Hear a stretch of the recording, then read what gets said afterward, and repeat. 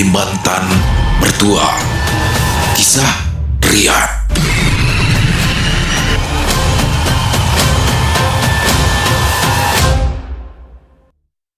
Assalamualaikum warahmatullahi wabarakatuh. Halo semuanya teman-teman, selamat malam. Selamat datang kembali di channel kesayangan kita, channel Ilo Bercerita, dan masih bersama saya Ilo.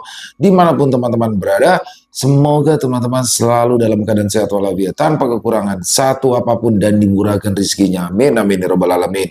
Dan pada kesempatan yang baik ini saya akan membawakan satu kisah favorit kita semua, kisah Rian. Wow, kisah dari Om Ras ya, penulis asal Kalimantan Tengah. Jadi minggu kemarin sempat absen ya teman-teman ya, mohon maaf karena Om Ras sedang ada kesibukan, tapi alhamdulillah akhirnya Om Ras mengirimkan kembali kisah Rian. Wow, ini kisahnya keren ya. Dan kisah Rian sebelumnya itu adalah ketika Rian sedang berada di dalam hutan untuk mencari kayu gaharu bersama dengan sahabat yang bernama Riko. Nah juga ada titipan tuh daging landak ya kan. Waduh, dari Inaisuri dia pesen daging landak teman-teman.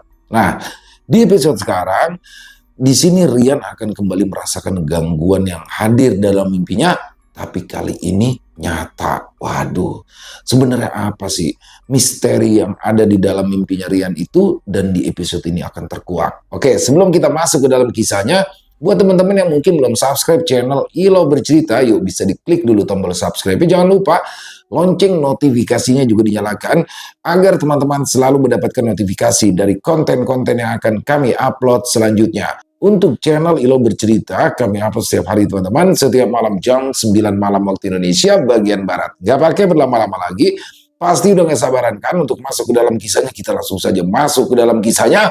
Kita berangkat menuju Kalimantan Tengah. Udara malam itu terasa dingin. Angin berembus cukup kencang, hingga membuat dedaunan rapuh berguguran dari tangkainya. Terlihat, Riko sedang duduk di depan api unggun sambil memperhatikan api tersebut melahap ranting-ranting kecil yang dimasukkannya ke dalam api. Sementara itu, Rian sudah pergi berburu landak dan Riko disuruh Rian untuk tetap menunggu di pondok. Beralih ke Rian, entah kenapa, bayangan mimpi yang berulang menghampirinya itu masih terus terbayang-bayang di benaknya. Sosok hitam, tangan-tangan kasar, rasa pahit dan panas di tenggorokan, semuanya terlalu nyata untuk sekedar bunga tidur. Astaga, gumam Rian pelan, lalu menghela nafas panjang. Fokus berburu, fokus, fokus, ujarnya pada dirinya sendiri. Lalu setelah itu, Rian pun kembali melangkah, mencari jejak-jejak landak dengan teliti. Tiba-tiba, terdengar suara dahan patah dari atas pohon yang berada tepat di atas kepalanya. Namun, sebelum dahan itu menghantam tubuhnya, Rian dengan gesit segera menghindar berkat kelincahannya. Dalam waktu yang sangat singkat, ia berhasil lolos dari hantaman dahan patah tersebut.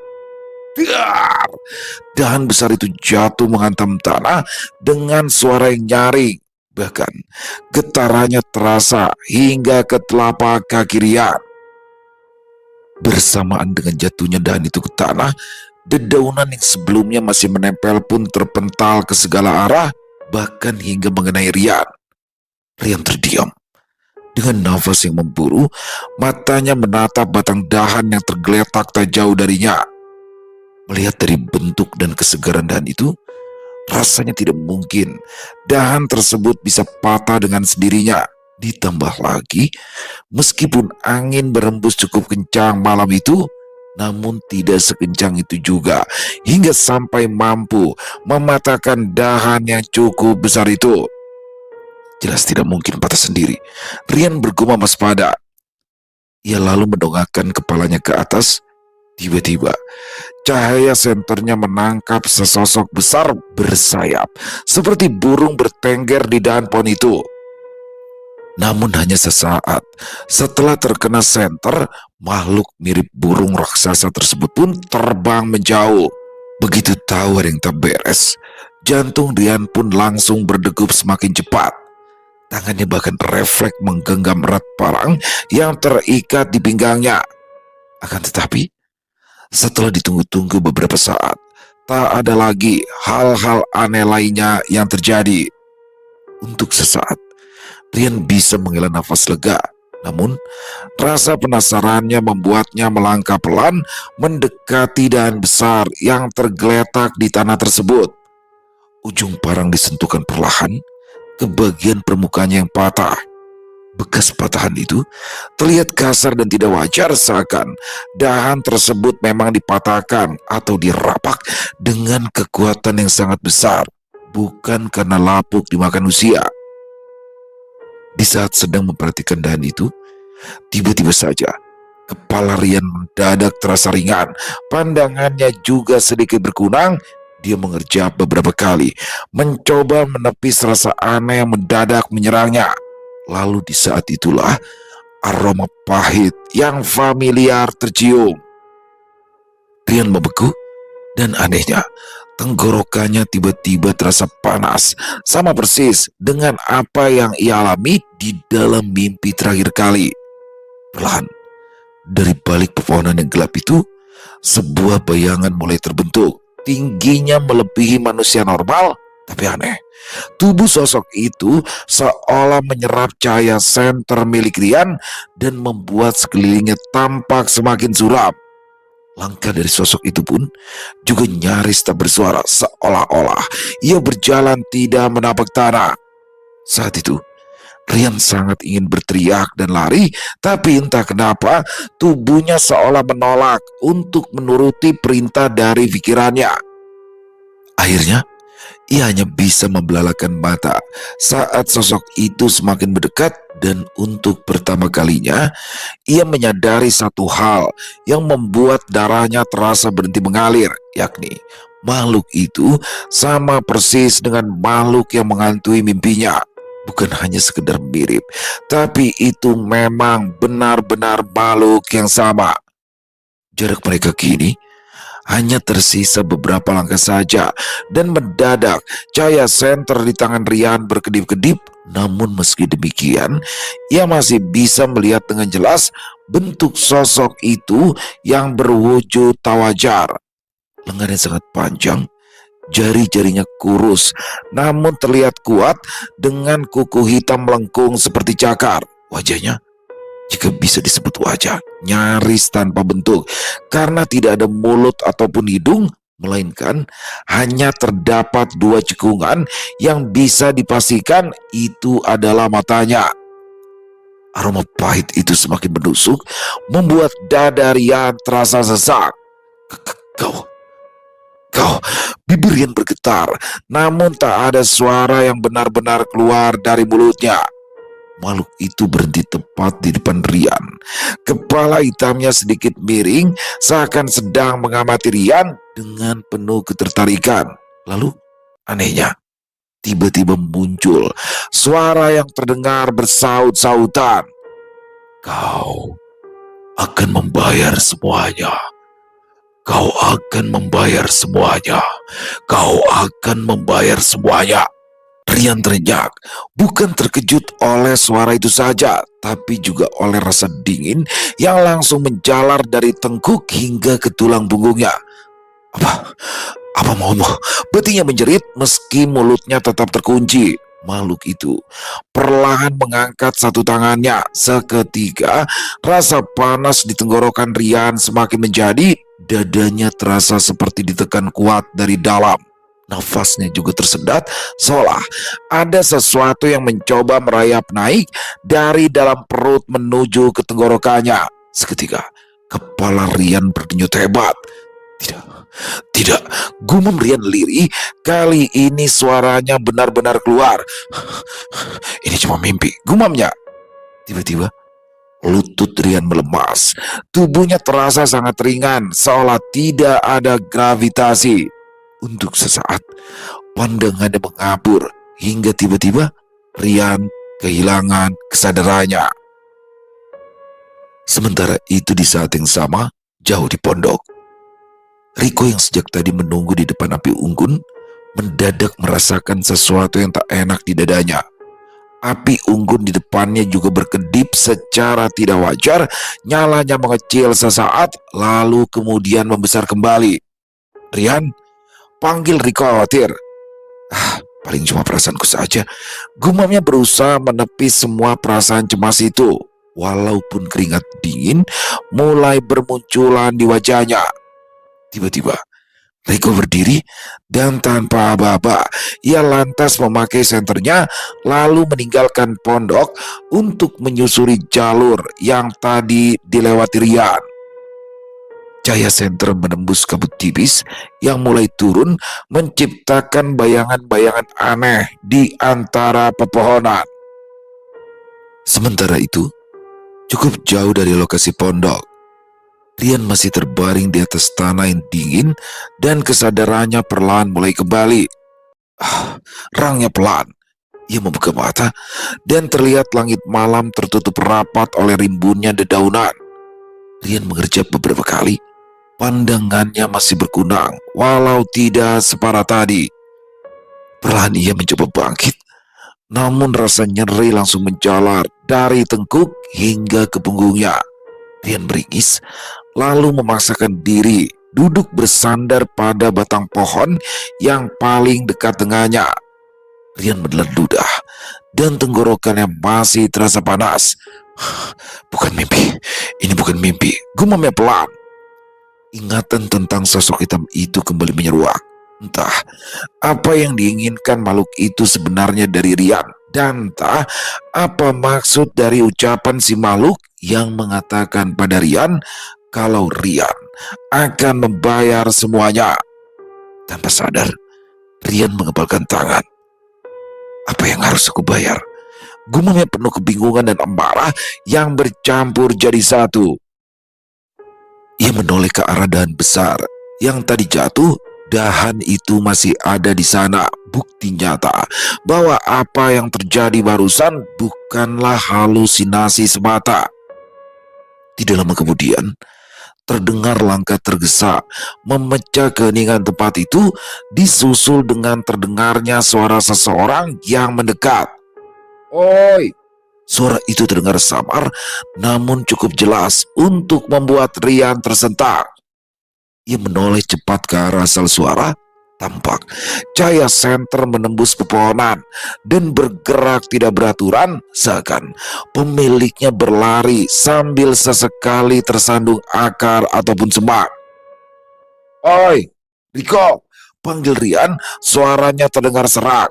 Beberapa saat kemudian, sosok Riko muncul dari balik pepohonan. Nafasnya terengah, wajahnya pucat. Keringat membasahi wajah serta bajunya saat senter Riko menyorot tubuh Rian yang terduduk lemas di bawah pohon.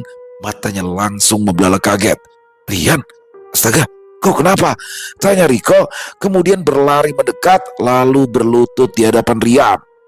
Tangannya mencengkram bahu Rian dengan sangat kuat, seolah memastikan temannya itu benar-benar dalam kondisi baik-baik saja. "Aku tidak apa-apa," jawab Rian, meski suaranya terdengar tidak meyakinkan. Riko mengamati sekeliling dengan waspada. Sorot senternya menyapu tanah, pepohonan, hingga akhirnya berhenti pada dahan besar yang tergeletak tak jauh dari mereka. "Itu," Riko menelan ludah. "Apa dahan itu baru saja jatuh?" tanya Riko. Rian mengikuti arah pandang Riko, lalu kemudian mengangguk. "Ya, dahan itu jatuh sendiri, atau lebih tepatnya dijatuhkan oleh sesuatu," jawab Rian. Riko mengerutkan kening. "Dijatuhkan? Oleh siapa?" "Beruang." Rian terdiam, tangannya bergetar saat ia mencoba berdiri, namun kembali terduduk karena nyeri di tengkuknya. Untung saja Riko dengan sigap menopangnya.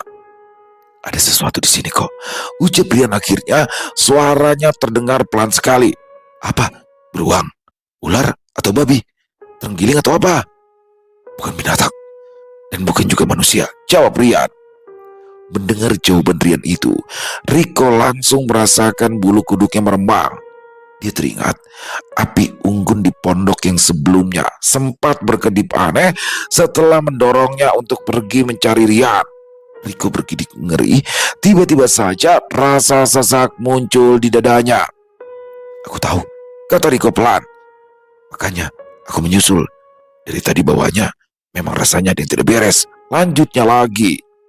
Tiba-tiba saja angin berhembus lebih kencang, membuat dedaun bergesekan dan menimbulkan suara seperti bisikan yang bersaut-sautan. Sesaat, senter Riko tampak berkedip.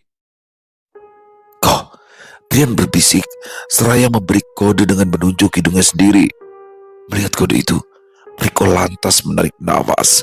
Sesaat wajahnya tampak meringis. Bagaimana tidak, ia mencium bau pahit menusuk dan membuat perutnya langsung terasa tidak nyaman. "Kau juga, Yan?" tanya Riko seraya mencubit hidungnya sendiri. Rian mengangguk pelan. "Sama seperti dalam mimpiku," jawab Rian pelan. Riko berdiri perlahan. "Kita tidak bisa lama-lama di sini. Takutnya barang-barang di pondok kita yang mencuri. Dan lagi, kebetulan tadi di perjalanan kemari, aku melihat lubang landak di sana. Kita harus cepat memburunya, supaya besok kita bisa pulang ke desa," ujar Riko memberikan kode bahwa mereka harus segera pergi dari area itu. Rian yang paham dengan kode itu pun langsung mengangguk. "Baiklah, tolong pukul-pukul sedikit punggungku, rasanya pegal sekali," ujar Rian. Akhirnya, dengan dibantu oleh Riko, Rian pun bisa berjalan hingga sampai ke pondok. Di pondok, mereka tak banyak bicara. Mereka juga sama sekali tidak membahas tentang kejadian yang Rian alami malam itu. Selebihnya, mereka malah bercerita hal-hal random yang tidak berhubungan dengan makhluk halus. Ya, pantangan di dalam hutan. Jika kita mengalami hal-hal aneh atau ganjil yang berhubungan dengan hal-hal gaib, maka kita tidak boleh menceritakan detailnya di dalam hutan itu. Karena hal tersebut bisa memicu gangguan yang lebih parah lagi. Malam itu berlalu dengan cukup tenang, karena setelah kejadian yang menimpa Rian semalam, tak ada lagi hal-hal aneh yang terjadi hingga pagi menjelang. Rian terbangun, wajahnya tampak pucat seperti orang sakit. "Nih, landak pesanan Tante Suri," ujar Riko seraya meletakkan seekor landak di dekat pondok. Rian meringis. Rasa sakit dari tengkuknya masih terasa. "Dari mana kau dapat, Riko?" tanya Rian lirik. "Ya dari sarangnya lah, masa dari pasar?" jawab Riko. Rian tersenyum kecut, berusaha untuk terlihat baik-baik saja. "Rian, kau baik-baik saja kan?" tanya Riko yang melihat Rian tampak pucat. "Iya." "Ya sudah, kau istirahat saja dulu, Yan. Nanti biar aku sendiri yang bereskan gaharunya, supaya nanti setelah badanmu agak enakan baru kita pulang," kata Riko. "Terima kasih, Rik," ucap Rian. "Sama-sama." Dan setelah agak siangan, mereka pun akhirnya pulang. Meski Riko memiliki kekurangan, namun ia tak membiarkan Rian untuk membawa kayu gaharu itu sendirian karena memang kondisi Rian saat itu masih lemas. Perjalanan pulang itu terasa jauh lebih berat dibandingkan saat mereka berangkat. Bukan karena jalur yang berubah, melainkan karena kondisi Rian yang tidak memungkinkan untuk berjalan normal. Dan benar saja, baru beberapa ratus meter meninggalkan area pondok, langkah Rian sudah mulai melambat. "Riko, sebentar," ucap Rian dengan suara bergetar karena menahan rasa sakit. Riko langsung berhenti. Tanpa banyak tanya, ia menurunkan luntungnya yang dipenuhi dengan kayu gaharu, lalu kemudian ia membantu Rian untuk duduk di atas batang kayu tumbang yang ada di dekat mereka. "Pusing lagi ya?" tanya Riko sambil menyodorkan botol air. Rian mengangguk, tangannya sedikit gemetar saat menerima botol itu.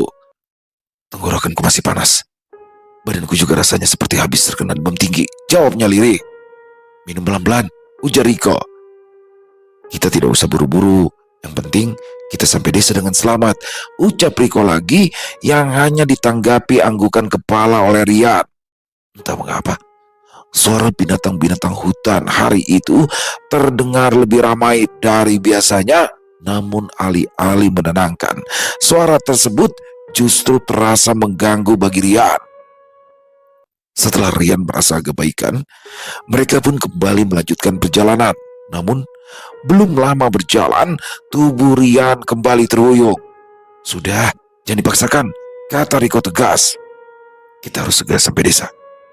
Karena yang kurasakan ini sepertinya bukan sakit biasa, Rik," kata Rian. Mendengar kata-kata itu, raut wajah Riko tampak berubah tegang. "Ya sudah, ayo pegangan sama aku," ucap Riko kemudian. Akhirnya, untuk memudahkan Rian berjalan, sebagian besar beban di luntungnya dipindahkan ke Riko. Sisanya, Rian hanya membawa peralatan ringan, itu pun dengan langkah yang sangat hati-hati. Perjalanan yang di awal hanya membutuhkan beberapa kali istirahat, kali ini membuat mereka harus beristirahat berkali-kali. Dan setiap kali berhenti, Rian terlihat semakin pucat, seolah-olah tenaganya terkuras perlahan tanpa sebab yang jelas selama dalam perjalanan pulang menuju desa mereka itu. Bagi Riko dan Rian, perjalanan pulang itu terasa seolah tidak ada ujungnya. Apalagi langkah Rian tampak semakin gontai, nafasnya juga terdengar lebih pendek dibanding sebelumnya, dan tubuhnya terlihat kering tanpa setitik pun keringat. Ditambah, setiap beberapa langkah, tubuhnya tampak limbung, memaksa Riko untuk terus merapat dan menopangnya. "Sedikit lagian," ujar Riko berulang kali, lebih seperti menyemangati dirinya sendiri. Setelah menempuh perjalanan yang tidak mudah dengan kondisi Rian yang tidak sehat, pada akhirnya mereka berdua pun tiba di desa. Hal pertama yang Riko lakukan saat mereka sampai di desa yaitu langsung mengantar Rian pulang ke rumahnya. Dan sesampainya mereka di rumah Rian, Rian pun langsung masuk ke dalam kamar tanpa mengatakan apa-apa pada ibunya ataupun pada Riko. "Pamit pulang ya, Teh, April," kata Riko pada ibunya Rian dan juga April. "Iyo, hati-hati Riko," kata Inai Suri sambil tersenyum. Setelah Riko pergi, Inai Suri dan April lantas menghampiri kamar Rian. "Rian, kamu baik-baik saja kah?" tanya ibunya. "Iya," jawab Rian singkat. Namun meski begitu, Inai Suri masih bisa mendengar kalau suara anaknya bergetar. "Kamu sakit, Kayan? Buka dulu pintunya, biar Inai masuk ya," kata ibunya cemas. "Aku baik-baik saja, Nai. Cuma sedikit meriang," jawab Rian berbohong. Ia tidak ingin memberitahu ibunya karena takut kalau sampai ibunya tahu, ibunya pasti akan sangat mencemaskannya. "Mau minum obat, Yan? Atau Inai kompres ya?" "Tidak usah, Nai. Rian istirahat saja. Setelah tidur juga pasti enakan," jawab Rian. "Baiklah kalau begitu. Nanti kalau ada yang sakit panggil saja Ina ya." "Iya," jawab Rian. Malam sudah larut. Di dalam kamar yang hanya diterangi cahaya lampu minyak di sudut ruangan, Rian terbaring dengan mata terbuka lebar. Tubuhnya terasa panas dingin, sementara tenggorokannya masih menyisakan rasa perih yang tidak wajar. Ia memejamkan mata sejenak, mencoba untuk tidur, namun aroma pahit itu kembali tercium cukup jelas hingga membuat jantungnya langsung berdegup lebih cepat. Rian memejamkan mata sejenak. "Tidak," gumamnya pelan. Ia segera bangkit dan duduk meski kepalanya masih terasa sedikit pusing. Pandangannya menyapu seluruh isi kamar. Semua terlihat normal, tidak ada yang aneh. Namun entah kenapa, instingnya berkata lain. Terdengar Rian menghela nafas pendek. Lalu, dengan gerakan perlahan, Rian melangkah, meski kakinya terasa sedikit gemetar saat menopang tubuhnya. Dia lantas berjalan menuju sudut kamar untuk mencari sisa-sisa kemenyan yang memang biasanya ia letakkan di balok-balok dinding. Namun, ternyata balok dinding itu bersih. Rian membeku. Tidak mungkin," gumamnya. Dengan langkah sempoyongan, Rian keluar dari kamarnya dan langsung berjalan menuju kamar Inainya. "Nai," panggil Rian pelan. "Masuk saja, Inai belum tidur," sahut Inai Suri dari dalam kamar. Sambil menahan rasa sakit, Rian pun masuk ke dalam kamar. Terlihat Inai Suri sedang duduk bersandar dan April yang sedang memijat-mijat kakinya. "Nay, di mana kemenyan yang aku taruh di balokan di kamarku itu?" tanya Rian berusaha sepelan mungkin agar sang ibu tidak mendengar suaranya yang bergetar. Inai Suri mengerutkan alisnya. "Maaf Karian, kemarin ketika Karian pergi itu, aku yang bersihkan kamar Karian. Aku kira itu sudah tidak terpakai lagi, jadinya aku buang," kata April. Helaan nafas Rian terdengar nyaring. Ia tak mengatakan apa-apa dan langsung berbalik. "Karian, aku minta maaf ya. Biar aku carikan lagi kemenyannya," kata April seraya berdiri dan berjalan mendahului Rian. Rian yang sedang menahan rasa sakit itu hanya bisa membiarkan April pergi. "Rian," panggil Inai Suri. "Ya Nai, kamu kenapa nak? Coba cerita sama Inai." Aku hanya ingin mencium aroma kemenyan Nai untuk tidur," jawab Rian sebelum ia kembali ke kamarnya. Begitu berada di kamar, pintu kayu itu ditutupi perlahan, lalu ia bersandar di balik pintu sambil menarik nafas panjang, kemudian mengembuskannya perlahan. Dadanya terasa begitu nyeri. Begitu juga dengan tenggorokannya yang terasa kembali panas, membuatnya harus menelan ludah berkali-kali. Perlahan, ia duduk bersila tepat di depan pintu kamarnya, punggungnya bersandar pada daun pintu. Kedua telapak tangannya diletakkan di atas lutut, lalu setelahnya matanya pun terpejam. Bibirnya mulai bergerak pelan, berkomat-kamit, mengucap sesuatu yang nyaris tak terdengar. Rangkaian kalimat pendek yang ia ucapkan terdengar terputus-putus, seolah ia juga sedang mengingat-ingat sesuatu yang sudah lama terkubur di dalam ingatannya.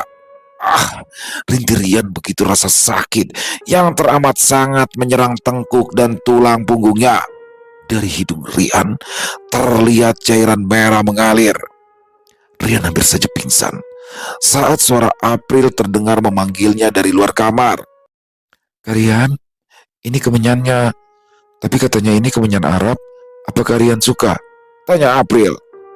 "Taruh saja di situ, nanti ku ambil," kata Rian seraya mengusap darah yang mengalir keluar dari hidungnya. April tak mengatakan apa-apa lagi. Dia lantas menuruti perintah Rian dan langsung berjalan pergi menuju ke kamar Inai Suri. "Apa katanya?" kata Inai Suri pada April. Dia cuma bilang taruh kemenyannya di depan kamarnya saja, Teh. Jangan-jangan Karian marah sama aku ya, Teh?" tanya April dengan perasaan tak enak dan menyesal karena sudah membuang sesuatu yang tidak seharusnya ia buang. "Tidak, Ante yakin dia itu tidak marah sama kamu.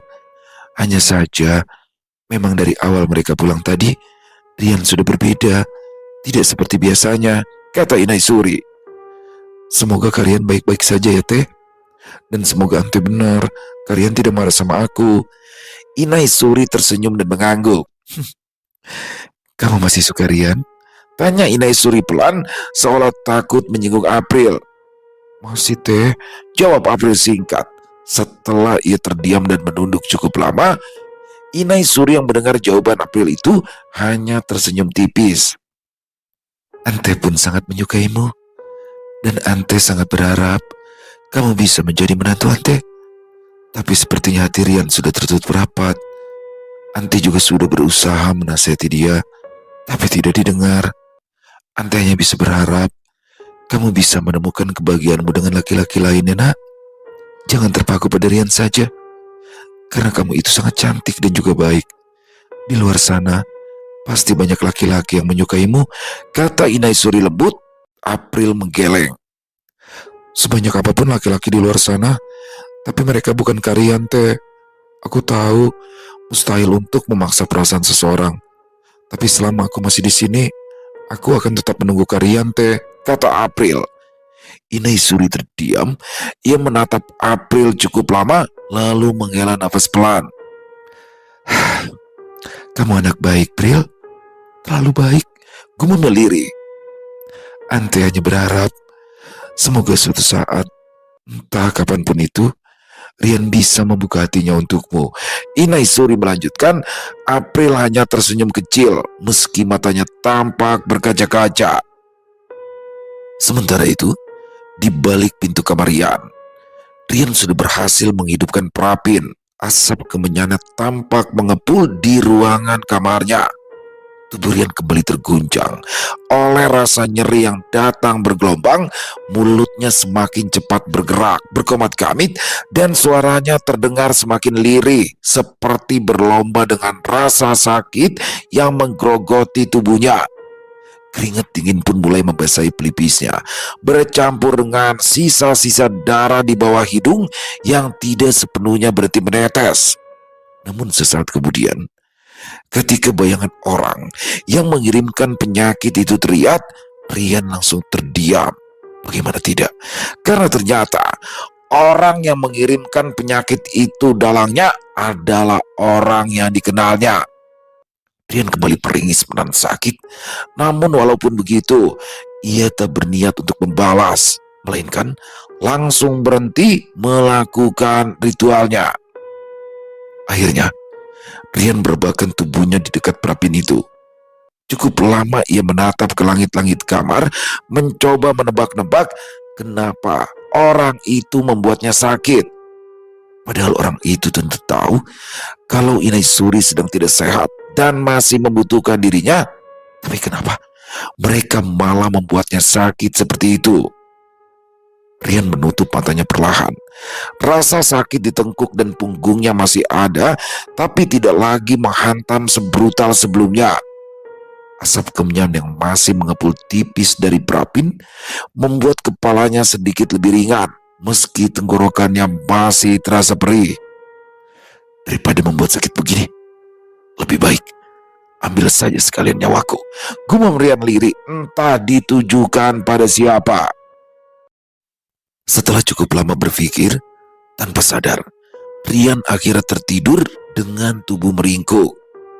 Malam itu, Rian tidak bermimpi sama sekali. Sosok hitam itu pun juga tidak muncul mengganggunya, dan karena itulah Rian bisa tertidur dengan nyenyak hingga keesokan paginya. Pagi itu, matahari sudah mulai bersinar. Suara ayam berkokok terdengar bersaut-sautan dari kejauhan. Rian terbangun dengan kepala yang terasa berat. Tubuhnya juga masih lemas, namun rasa panas di tenggorokannya sudah sedikit berkurang. Ia lantas mencoba untuk duduk. Dan setelah duduk, ia kemudian menarik nafas dalam-dalam, lalu mengembuskannya perlahan. Tok tok tok. Suara ketukan pelan terdengar dari pintu depan rumah. "Ante, ini aku Riko. Buka pintunya, Teh." Terdengar suara Riko dari luar. Rian langsung menoleh. Kebetulan Riko datang, pikir Rian. Tak lama kemudian, langkah kaki Riko terdengar mendekat ke arah kamar Rian. Lalu, pintu kamar pun diketuk pelan dari luar.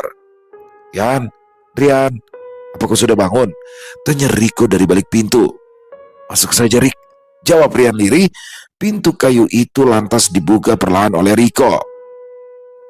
Riko melangkah masuk dan langsung berhenti ketika melihat kondisi Rian. Wajah Rian masih pucat, matanya cekung, dan bibirnya terlihat kering. Meskipun begitu, sorot matanya jauh lebih fokus dibanding saat mereka di hutan sebelumnya. "Kau kelihatan tidak baik-baik saja," ucap Riko belak-belakan. Rian tersenyum tipis. "Itu sudah sangat jelas kan?" ujar Rian. Riko mendekat, lalu duduk bersila di lantai tak jauh dari Rian. "Semalam kau kenapa, Yan? Aku mau masuk ke kamar, tapi pintumu terkunci. April bilang kau hanya kecapean," tanya Riko pelan. Rian terdiam cukup lama. "Semalam kau kesini?" tanya Rian kemudian. "Iya, kau tidak tahu ya?" Rian hanya mengangguk. "Aku tahu siapa yang mengirimkan ini, Rik," ucap Rian akhirnya. Setelah diam cukup lama, Riko langsung menatap lekat ke arah Rian. "Apa?"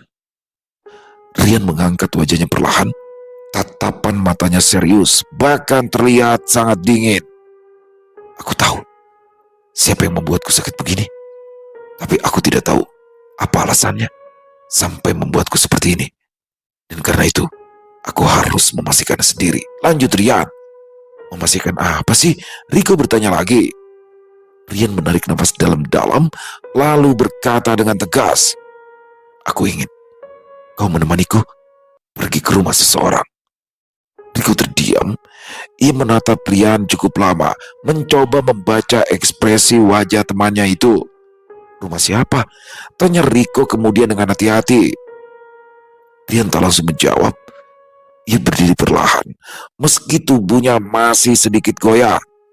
Tangannya sempat berpegangan pada dinding sebelum akhirnya mampu berdiri tegak. "Keluarga istriku," jawab Rian akhirnya. Ucapan itu membuat Riko terenyah. "Keluarga istrimu?" ulang Riko pelan. "Kau yakin, Yan?" tanya Riko lagi. Rian mengangguk. "Ya, semalam aku melihatnya. Tidak jelas, tapi cukup untuk membuatku yakin," jawab Rian. "Tapi aku tidak mau menuduh tanpa bukti. Tapi aku juga harus tahu apa alasan mereka berbuat begitu padaku." Rian melanjutkan lagi. Riko berdiri lalu menepuk bahu Rian dengan mantap. "Kalau begitu aku ikut," kata Riko tanpa ragu. "Entah apapun yang akan kau hadapi di sana, kau tidak boleh sendirian. Ya, meskipun cacat-cacat begini, setidaknya kan aku bisa berteriak untuk memanggil orang-orang kalau semisal mereka mengeroyokmu." Lanjut Riko. Rian menatap Riko lalu tersenyum tipis. "Terima kasih Erik," ucap Rian pelan. Setelahnya, mereka berdua pun bersiap. Tanpa sepengetahuan Inai Suri maupun April, dua sahabat itu melangkah keluar rumah menuju ke rumah milik keluarga almarhumah istrinya Rian. Jalanan desa yang mereka lewati terasa sunyi. Hanya suara langkah kaki dan sesekali desir angin pagi yang menyapu pepohonan di kiri kanan jalan. Beberapa warga yang berpapasan sempat melirik Rian sekilas, namun tak ada yang berani menyapa. Entah karena sungkan atau karena sorot mata Rian yang di hari itu terlihat berbeda. Tak lama kemudian, rumah yang dituju akhirnya terlihat. Sebuah rumah kayu dengan halaman tanah yang cukup luas tersaji di hadapan mereka. Namun, pemandangan yang mereka lihat di halaman rumah itu langsung membuat langkah Rian dan Riko melambat. Seorang laki-laki parubaya tampak sedang duduk di bawah pohon rambutan sambil mengasah parang dengan batu asahan. Suara srek, srek dari gesekan besi dan batu terdengar cukup jelas di telinga Rian. Tak jauh dari sana, ada seorang wanita dewasa sedang menjemur pakaian di tali jemuran. Gerakannya pelan, wajahnya datar, seolah sedang tenggelam dalam pikirannya sendiri. Sementara beberapa meter di samping rumah, tampak seorang wanita parubaya sedang membersihkan perut ikan di atas talenan kayu bulat. Tangannya tampak cekatan, namun raut wajahnya terlihat sangar. Darah ikan mengalir tipis ke tanah, menimbulkan aroma amis yang cukup menyengat. Langkah Rian terhenti, dan Riko pun ikut terhenti di sampingnya. Tanpa sadar, Riko menelan ludah. Entah kenapa, pemandangan yang sebenarnya biasa itu justru membuat dadanya terasa tidak nyaman. Laki-laki parubaya itu mendongak lebih dulu. Pandangan mereka bertemu. Gerakan tangan yang sedang mengasah parang langsung terhenti. Tatapannya menajam saat mengenali siapa yang berdiri di hadapannya itu. "Rian," ucapnya pelan namun sangat jelas terdengar. Wanita yang menjemur pakaian itu ikut menoleh. Seketika, wajah dan gerakan tangannya tampak menegang. Jemarinya yang semula akan menggantung pakaian basah yang dipegangnya terhenti. Sementara, wanita parubaya yang membersihkan ikan juga mendongakkan kepala, matanya menyipit, lalu menatap Rian dari ujung kepala hingga ke kaki. Suasana mendadak senyap. Rian menghela nafas panjang, tenggorokannya kembali terasa sedikit panas. Namun meski begitu, ia tetap memaksakan diri untuk tetap berdiri tegak. "Ya," jawab Rian akhirnya. Suaranya terdengar tenang. "Aku datang, ingin bicara dengan kalian," kata Rian tanpa basa-basi. Laki-laki itu meletakkan parangnya perlahan di samping batu asahan. Dia berdiri, lalu melangkah mendekat ke arah Rian. Sorot matanya tajam, namun terselip keterkejutan yang tak sempat ia sembunyikan, sepertinya karena kedatangan Rian yang tak disangka-sangka itu. Bicara, ulangnya singkat. Iya, Rian mengangguk. Soal sesuatu yang menurutku sebaiknya kita selesaikan dengan jelas, lanjut Rian. Wanita parubaya yang membersihkan ikan itu mendengus pelan. Setelah sekian lama, baru sekarang kau datang, katanya terus tanpa menatap. Ucapan itu membuat dada Rian terasa sedikit sesak. Riko refleks melirik Rian, bersiap jika temannya itu goyah. Namun, Rian justru melangkah maju satu langkah. Aku datang ke sini bukan untuk mencari ribut, ucap Rian pelan tapi terdengar tegas. Aku hanya ingin tahu kenapa aku dibuat sakit, kata Rian lagi. Dan ucapan Rian itu mampu membuat suasana langsung berubah seketika. Wanita yang menjemur pakaian langsung menghentikan kegiatannya sepenuhnya, wajahnya memucat, sementara laki-laki parubaya itu juga ikut menegang, rahangnya terlihat mengeras. Apa maksudmu? Tanyanya, nadanya mulai terdengar dingin. Rian menatap mereka satu persatu. Aku tidak akan berputar-putar, lanjut Rian. Semalam, aku melihat siapa yang mengirimkannya. Wajahnya tidak jelas, tapi cukup jelas untuk bisa membuatku yakin itu bukan orang asing, kata Rian lagi. Suasana mendadak hening. Angin berembus pelan, membuat pakaian di jemuran bergoyang perlahan. Wanita parubaya itu akhirnya berdiri, tangannya masih menggenggam pisau dengan sisa darah ikan yang belum sempat ia bersihkan. Jadi kau menuduh kami? Tanyanya tajam. Rian menggeleng perlahan. Aku tidak menuduh, jawab Rian. Aku hanya ingin mendengar alasannya langsung dari kalian, lanjut Rian lagi. Riko tanpa sadar maju setengah langkah. Ia berdiri sedikit di depan Rian, matanya mengawasi setiap gerak-gerik mereka, terutama pisau di tangan si wanita parubaya dan parang yang tadi diasah si lelaki. Laki-laki parubaya itu menghela nafas panjang, lalu menatap Rian dengan sorot mata yang bercampur antara marah, sakit, dan juga dendam. Kau tahu kenapa? Kata laki-laki itu pada akhirnya. Suaranya terdengar berat. Karena sejak istrimu mati, hidup kami juga ikut mati, sedikit demi sedikit. Lanjutnya lagi. Jantung Rian berdegup semakin kencang.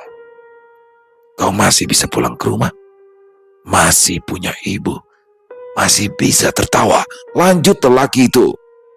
Sementara itu istrimu hanya tinggal nama, hanya tinggal kenangan, sambung wanita parubaya. Rian terdiam mendengar kata-kata itu, dadanya seperti diremas-remas sakit, benar-benar sakit sekali.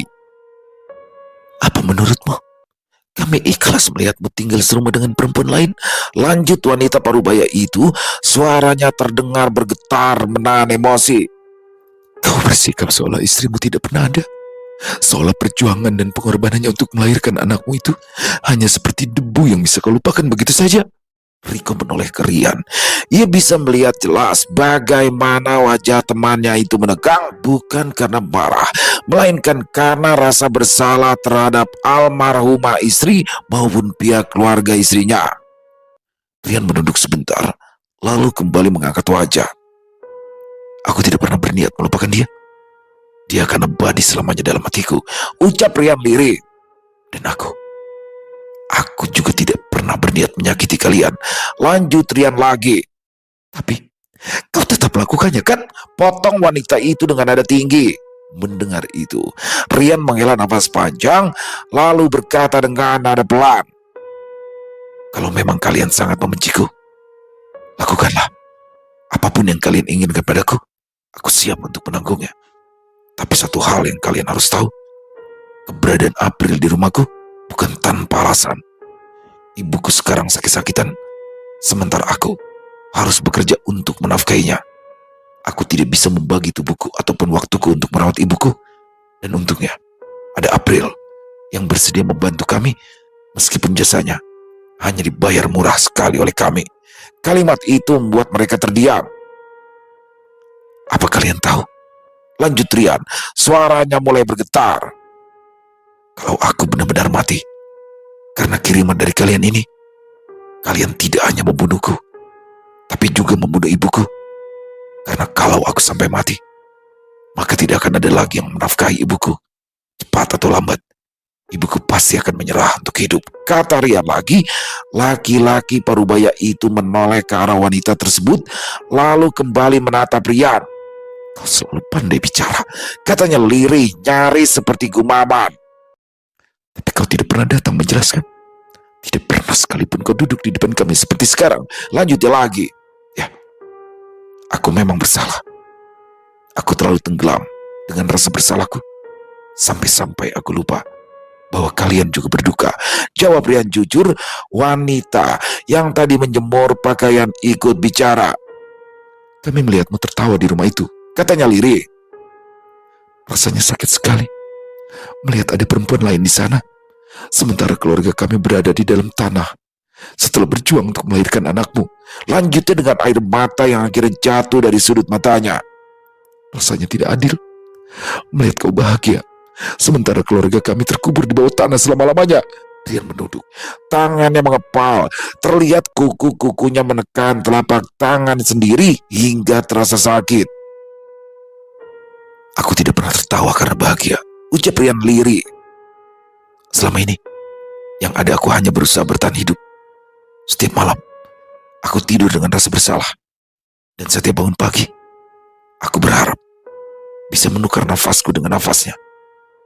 Aku berharap bisa kembali ke masa dia masih ada di sampingku. Demi Tuhan, kalau itu terjadi, aku tidak akan pernah membiarkan dia hamil. Ujar Rian bergetar. Ucapan itu membuat suasana hening seketika. Wanita parubaya itu akhirnya mengusap wajahnya kasar. Kau pikir mengirimkan itu padamu membuat kami lega? Katanya dengan suara bergetar. Tidak, tidak. Justru kami benar-benar merasa hancur sehancur-hancurnya. Rian mendongak cepat. Jadi benar, tak ada jawaban langsung. Laki-laki parubaya itu memejamkan mata, lalu kemudian kepalanya mengangguk perlahan. Kami hanya ingin kau merasakan sedikit saja rasa sakit yang kami rasakan selama ini, katanya kemudian. Tapi ternyata yang tidak kami ketahui, kau juga sudah lama hidup dalam siksaan. Riko menghela nafas panjang, ketegangan sedikit mengendur, tapi meski begitu, Riko tetap waspada dengan segala macam kemungkinan. Rian melangkah maju lebih dekat lagi, hingga akhirnya jarak mereka sangat dekat. Maka dari itu, saat semalam aku tahu kalau itu kalian, sedikit pun aku tidak ingin membalasnya. Meskipun aku mampu melakukan itu, ucap Rian tegas. Dan sekarang, terserah kalian, ucap Rian kemudian. Rian lantas berbalik untuk pulang. Riko pun mengikutinya. Sementara pihak keluarga almarhumah istrinya itu tampak dia mematung menatap kepergian Rian. Selesai. Wow, luar biasa kisah Rian. Waduh, ternyata ya pelakunya adalah mantan mertua Rian sendiri. Waduh, ini salah paham teman-teman. Jadi ini mantan mertuanya Rian ini, kenapa saya sebut mantan? Karena ada mantan mertua, ada mantan istri yang nggak ada mantan anak ya teman-teman ya. Jadi di sini mantan mertua Rian sakit hati tuh, karena melihat Rian setelah kehidupannya Rian, setelah kehilangan istrinya atau anak mereka, itu Rian malah bahagia bersama ibunya. Dan juga ada seorang gadis di rumahnya, sakit hati tuh mereka tuh ya kan. Udah gitu Rian juga memutus tali silaturahmi ke keluarga orang tua dari mantan istrinya. Disinilah yang membuat mereka sakit hati sehingga mengirimkan guna-guna. Memang guna-guna itu menurut pengakuan orang tuanya itu tidak mematikan teman-teman, tapi dia pengen nyiksa Rian aja dan berharap Rian merasakan sakit apa yang mereka rasakan. Waduh, di sini mereka juga nggak tahu. Sebenarnya juga Rian tersiksa. Dan gadis yang ada di rumahnya itu kan April. April itu hanya menjaga Inai Suri karena sedang sakit. Ya nyesel deh, ya kan? Di sini Rian sebenarnya bisa bales. Mereka semua tahu kapasitas Rian gimana. Pada saat dia ritual malam-malam itu, dia udah kelihatan tuh orangnya. Dia bisa balas, tapi dia nggak mau. Dia memilih nggak mau. Bahkan dia bilang, kalau bisa bunuh aja, ya kan? Biar juga selesai lah penderitanya Rian. Waduh. Dan kalau dia bunuh Rian, wah, ini kata-katanya dalam nih. Kalau jika engkau membunuh aku, maka kau membunuh dua orang sekaligus karena itu termasuk inaiku. Luar biasa, kisahnya keren, pakai banget. Dan di sini juga bagaimana Rico ya dengan segala keterbatasannya dia tetap mendampingi Rian dari mulai dari perjalanan di hutan yang Rian sudah nggak kuat dibantu sampai datang ke rumah mantan mertuanya pun Rico tetap mendampingi Rian tanpa ada takut sedikit pun. Pasang badan ya teman-teman, walaupun dengan segala keterbatasan dia bilang kan paling nggak dia bisa teriak minta tolong. Itu keren tuh. Dan Om Ras terima kasih, luar biasa kisahnya, ditunggu lagi untuk kisah Rian selanjutnya dan semoga teman-teman semua terhibur ya dengan kisah Rian barusan. Dan silakan buat yang suka dengan videonya bisa diklik tombol like-nya, tombol jempolnya, tombol hype-nya juga diklik ya teman-teman ya. Dan juga boleh dong di-share link videonya ini ke teman-teman yang lain agar juga ikut merasa terhibur. Buat yang punya komentar lain silakan bisa menuliskannya di dalam kolom komentar ataupun hanya sekedar saling menyapa silakan, insya Allah kami akan membalasnya satu persatu. Di akhir kata, saya Ilo mengucapkan permohonan maaf apabila mungkin dalam pembawaan kisahnya barusan ada kata-kata saya yang salah ataupun ada kata-kata saya mungkin yang kurang berkenan. Saya mohon dibukakan pintu maaf yang seluas-luasnya. Sampai berjumpa lagi di konten-konten kami selanjutnya yang pasti tidak kalah serunya, pasti tidak kalah horornya. Masih bersama saya Ilo di channel Ilo Bercerita. Salam sehat sukses selalu untuk kita semua. Wassalamualaikum warahmatullahi wabarakatuh.